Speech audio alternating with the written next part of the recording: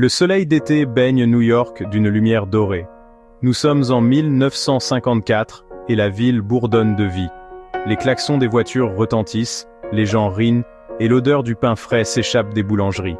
Aujourd'hui, quelque chose de très spécial va se passer. L'air vibre d'excitation. Dans un magnifique jardin, des rubans blancs flottent et la musique s'élève dans le vent. Nous sommes à un mariage où tous les visages rayonnent d'espoir et de promesses. Connie Corleone, resplendissante dans sa robe, est le centre de la fête.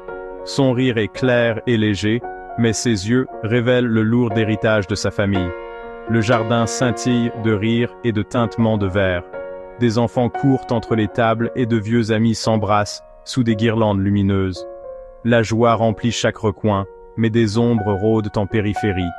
Derrière la musique et les festivités, dans un bureau faiblement éclairé, le père de la mariée est assis.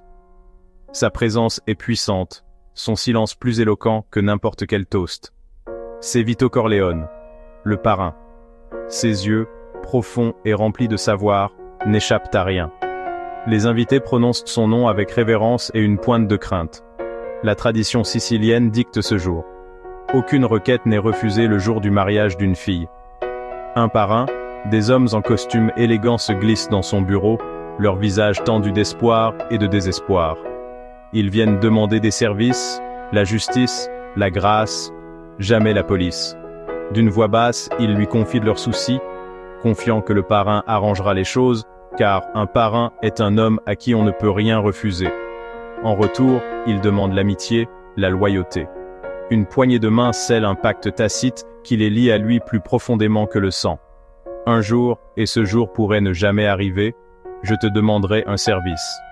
Ces mots sont doux, mais leur signification est de fer, une promesse et un avertissement. Parmi les convives se trouve Michael, le plus jeune fils de Vito. Tout juste rentré de la guerre, ses médailles brillantes, il porte une dignité tranquille. Un héros, mais un étranger dans sa propre famille. Il est assis avec Kay, sa petite amie américaine, et lui raconte des histoires qui évitent la vérité. Elle écoute, curieuse et prudente, et perçoit les secrets sous ses mots. C'est ma famille, Kay, ce n'est pas moi. La voix de Michael est pleine d'espoir, mais le doute vacille dans ses yeux. Il rêve d'une vie épargnée par l'ombre de sa famille. Comme le légendaire Paul der Jungen, qui choisit sa propre voie, Michael veut lui aussi tracer son propre chemin. Mais le destin, implacable comme une rivière, l'attire. Le courant est rapide, sa force impossible à résister, peu importe à quel point il essaie de s'en éloigner. Les liens familiaux sont profonds, plus forts que l'ambition, plus forts que la peur.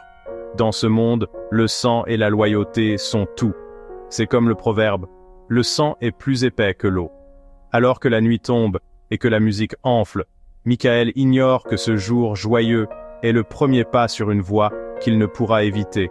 Un voyage au cœur des ténèbres, où famille et destin ne font qu'un. Qui est cet homme qu'ils appellent le parrain? Vito Corleone n'est pas un criminel ordinaire. Il est arrivé en Amérique comme un immigrant pauvre, un garçon qui avait tout perdu. Il a appris que les systèmes existants ne protégeaient pas toujours les faibles. Alors, il a créé son propre système. La famille Corleone est active dans le jeu, a de l'influence sur les syndicats et les politiciens. C'est un monde complexe et dangereux. Mais Vito le dirige d'une main de fer. Il a un œil aiguisé sur la nature humaine. Il sait que les gens sont poussés par la cupidité, par la peur, par le besoin de respect. Il utilise cette connaissance à son avantage.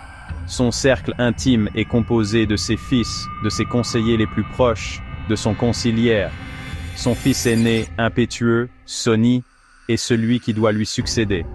Son fils adoptif calme, Tom Hagen, est son avocat et conseiller. Son fils cadet, Fredo, est gentil, mais faible. Et puis nous avons Michael, celui qui est un peu en marge. Vito aime ses enfants plus que tout au monde. Il leur souhaite une vie meilleure. Il rêve d'un jour où la famille Corleone pourra être entièrement légale, un nom respecté dans la société. C'est le côté bizarre de sa vie. Il utilise la criminalité pour construire un avenir sans criminalité. Ce monde de pouvoir et de respect est fragile. Il exige une vigilance constante. Il y a toujours des ennemis. Les autres familles le surveillent. Elles le respectent, mais elles le craignent aussi. Elles savent que c'est un homme de parole. Mais elles savent aussi qu'il peut être impitoyable s'il est menacé. C'est l'équilibre qu'il maintient chaque jour. C'est un roi qui règne sur un royaume construit sur les ombres, un royaume qui n'est toujours qu'à un faux pas de l'effondrement. Les vents du changement soufflent. Une nouvelle opportunité commerciale se présente.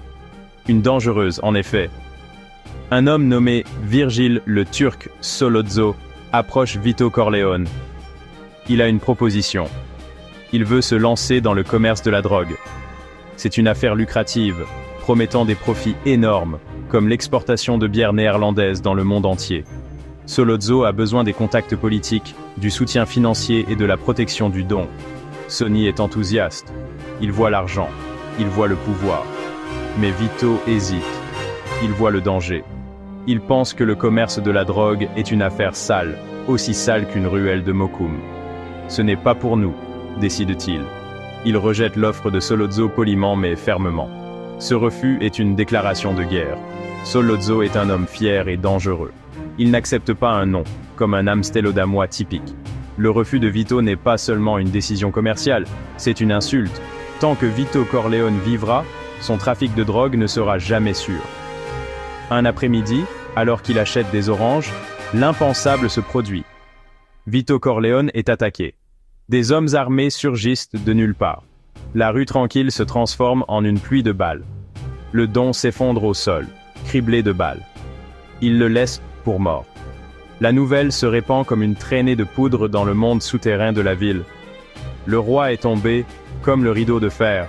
Du moins, c'est ce qu'il croit. Ce seul acte de violence déclenche une guerre brutale entre les 5 familles. Puisque Vito est hors jeu, la famille est plongée dans le chaos. Sonny, désormais à la tête, bouillonne de rage. Il veut se venger, il veut voir du sang.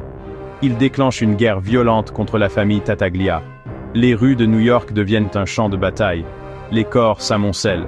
La famille est sur le point de perdre le contrôle. C'est une situation de rat pris au piège. C'est Michael qui sort de l'ombre. Il rend visite à son père à l'hôpital. Il trouve Vito seul et sans protection. Il réalise qu'une nouvelle attaque contre la vie de son père est imminente. À ce moment précis, quelque chose change en lui. Il monte la garde devant l'entrée de l'hôpital, une silhouette solitaire dans l'obscurité. Il n'est plus un étranger.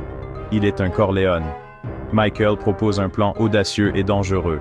Il rencontrera Sollozzo et McCluskey, sous prétexte de négocier une trêve. Ensuite, il les tuera tous les deux. Les vétérans expérimentés sont choqués. Tuer un capitaine de police est impensable. C'est chercher les ennuis. Mais Michael est calme. Il est logique. Il expose son plan avec une précision glaçante. La rencontre a lieu dans un restaurant italien confortable. Très confortable, à première vue. La tension est palpable. Michael est fouillé pour vérifier qu'il n'a pas d'arme, mais une arme a été préparée pour lui dans les toilettes du restaurant. Il s'excuse.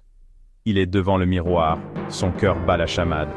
Il est sur le point de franchir un point de non-retour. Il prend l'arme, ses mains tremblent. Il retourne à table. Les bruits du restaurant s'estompent. Il ne voit que ses cibles. Dans une explosion de violence soudaine et choquante, il abat Sollozzo et McCluskey. Le prince réticent a accompli son premier acte en tant que véritable Corleone. Il a choisi sa voie. Le meurtre de Sollozzo et du capitaine de police envoie des ondes de choc dans toute la ville. C'est un coup dur que personne n'avait vu venir. Michael est immédiatement envoyé en Sicile pour s'éloigner des projecteurs. Une sorte de vacances, mais d'une toute autre nature. La guerre à New York s'intensifie. Sans la tête froide de Michael, la fureur de Sonny pousse la famille. C'est comme si l'enfer s'était déchaîné. Ses ennemis connaissent son point faible. Ils utilisent sa sœur Connie comme appât. Un vilain tour, comme on dit ici. C'est un piège. Sonny est attiré dans une embuscade à un péage. Il est criblé de balles. Un véritable bain de sang. La famille Corleone a perdu son héritier. Un coup de tonnerre dans un ciel serein. Un Vito Corleone fatigué se remet de ses blessures. Il est mal en point, mais pas abattu. Il convoque une réunion avec les 5 familles. Il pose ses conditions. Il acceptera le trafic de drogue. Il ne cherchera pas à venger le meurtre de Sonny. Il ne demande que la paix et le retour en toute sécurité de Michael. Une main tendue en des temps difficiles. Je suis un homme superstitieux. s'il lui arrivait quelque chose, je tiendrai certains d'entre vous dans cette pièce pour responsables. Michael revient de Sicile, transformé. Il n'est plus le garçon de la rue. L'étudiant tranquille a disparu, plus dur, plus froid, plus calculateur. Il a la peau dure. Il a perdu sa femme sicilienne dans un attentat à la voiture piégée. Vito commence à l'instruire, à le guider. Il nomme Michael le nouveau don, il lui met le sceptre dans les mains. Ce n'est pas ce que je voulais pour toi, lui dit Vito. Sénateur Corleone, gouverneur Corleone, c'est une pilule amère pour Vito. Michael se montre plus impitoyable que son père. Baptême à l'église, le diable est renié. Dans une série magistralement orchestrée, Michael règle toutes les affaires familiales. Les chefs des 4 familles sont assassinés, son beau-frère est exécuté. C'est un grand nettoyage. Chaque ennemi, chaque menace éliminée. Tout est proprement rangé. Kay voit les hommes venir lui présenter leur respect. Il l'appelle Don Corleone. La porte se ferme et l'exclut de son monde. Un monde de différence.